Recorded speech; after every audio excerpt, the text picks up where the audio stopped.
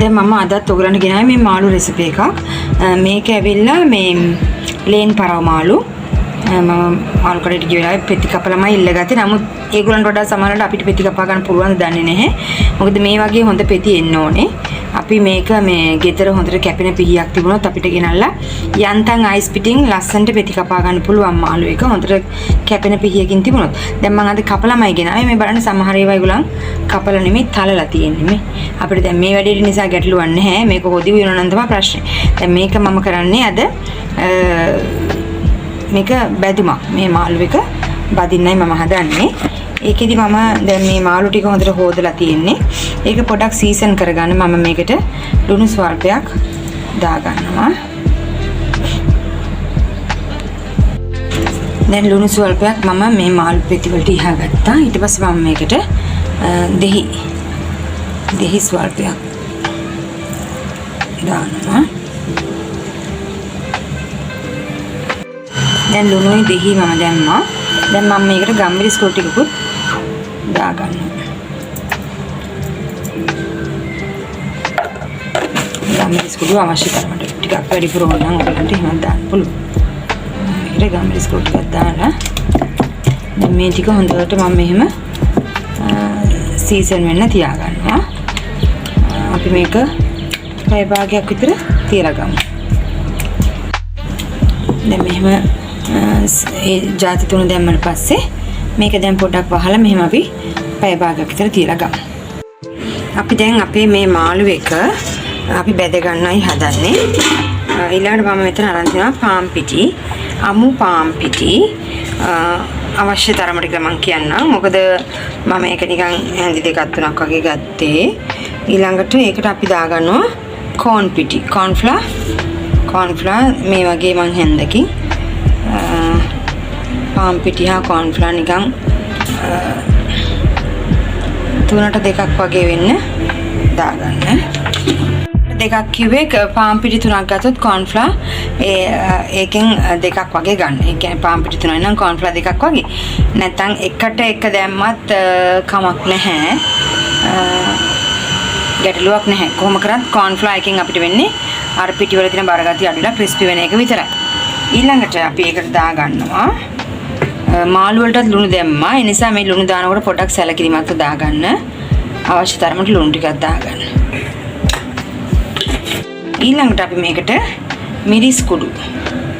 ඒක ඔයගොල්ලන්ට කැමති නම් වැඩිපුර නැත්නම් අඩුවේ. ඊළඟට අපි මේකට දානවා කහ කුඩු ටිකක්.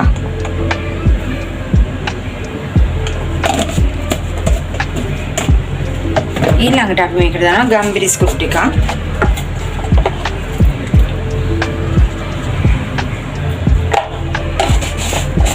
ඊළඟට අපි මේක හොඳට කලවම් කරගන්නවා. ඊපස්සේ අපි මේක හැන්දක් අරන් හොඳට කලවම් කරගන්නවා. කලවම් කරද්දී ඔයගලන්ට දැනුනොත් මදි. කහ කුඩු ටිකක් මදි. මිරිස් කුඩු ටිකක් මදි. එහෙම කියලා ටිකක් වැඩිපුර පේන්න මිරිස් කුඩු දැවිල්ලට ඕන නම් එහෙම දාගන්න. මටත් මේකට දැන් හිතෙනවා කහ කුඩු තව චුට්ටක් මිරිස් කුඩු තව චුට්ටක් ආවනම් හොඳයි කියලා.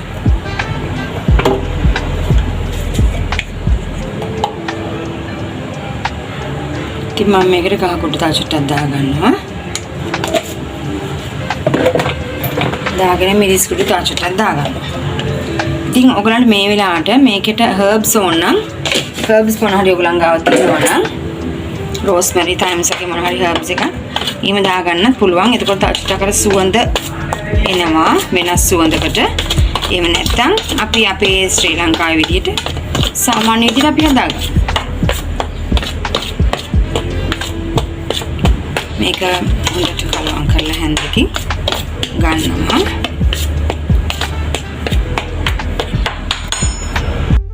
දැන් මේ මාළු පෙති අපි මෙන්න මේ පිටි එකේ දාගන්නවා.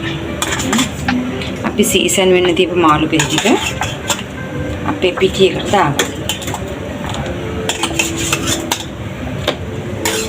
දාලා හොඳට පිටි එකේ අපි මෙහෙම මේක දවට ගන්නවා.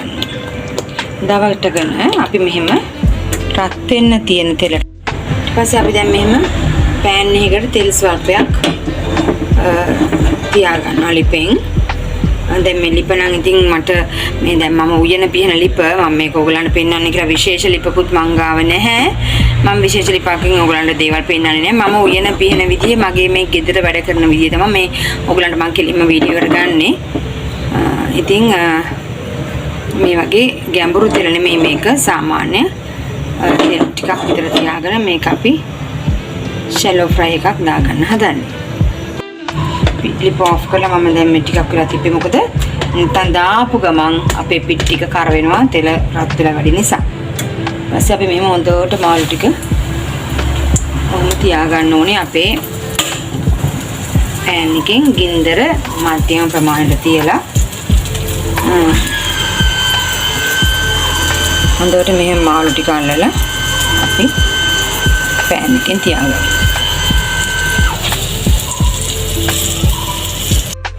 අපි දැන් මේ විදිහට පිටි තවර ගත්ත මාළු ටික අපේ corn fry ඔක්කොම අපි සීසනින් දාලා පිටි තවර ගත්ත මාළු මේ තෙලට දාලා වැඩ ගන්න හදන්නේ. ඉතින් දැන් පෑන් එකට තෙල් ටිකක් ලිපේ තිබ්බා. ඒක රත් වෙගෙන එනකොට අපි මේ මාළු ටික දාන්න.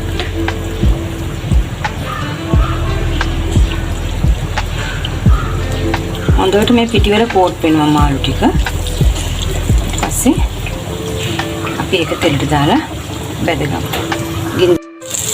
දැන් මේ ඔයගලන්ට පේනවා මාළු ටික මෙහෙම අපේ බැදීගෙන එනවා. ඒකට අපි මේ මාළු ටික එහා පැත්ත හරව ගන්න ඕනේ.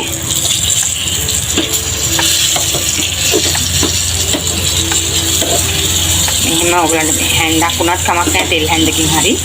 ඔයගලන් මේ වැඩේ කරගන්න. දැන් මේ පේනවා මේ මාළු ටික දැන් හොඳට බැදෙනවා. දැන් මේක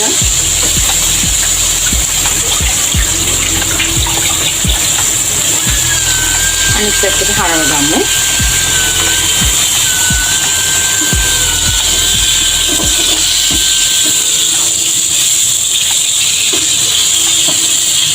ආගේ මේ පෑන් එක හරියටම මේ ලිපේ හිටින්නේ නැහැ. ඒක නිසා හරි කරදරයි මට මේ පෑන් එකත් එක්ක වැඩ කරන්න.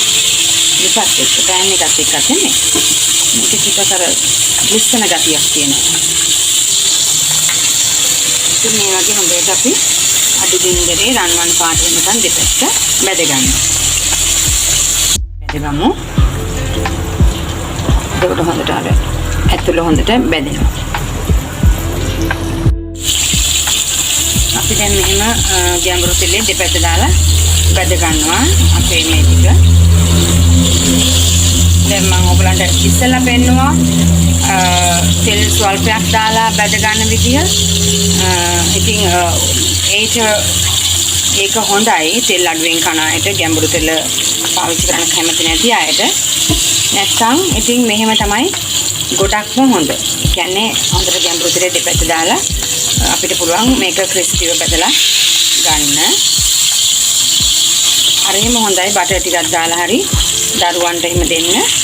හරිමත් හොඳයි. ඉතින් ගොඩාක් බ්‍රවුන් වෙන්න ගොඩාක් කළු වෙන්න වදින්නේ නැහැ. අපි ගැඹුරු තෙලේ බැද්දත් මේ වගේ ලස්සනට බැදලා ගන්න ඕනේ. එතකොට මේක තමයි අපි ඉතින් අපේ මාළු shallow fry එකේ හරි deep fry එකේ හරි මේ විදිහට කරලා ගන්න පුළුවන්.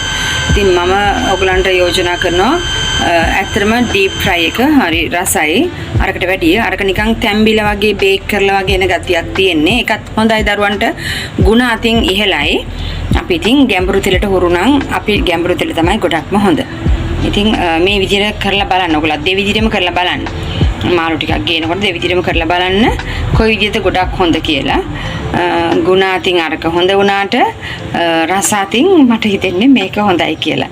ඉතින් ඔයගොල්ලෝ මේ වීඩියෝ එක බලුවට ඔයගලන්ට thank you very much.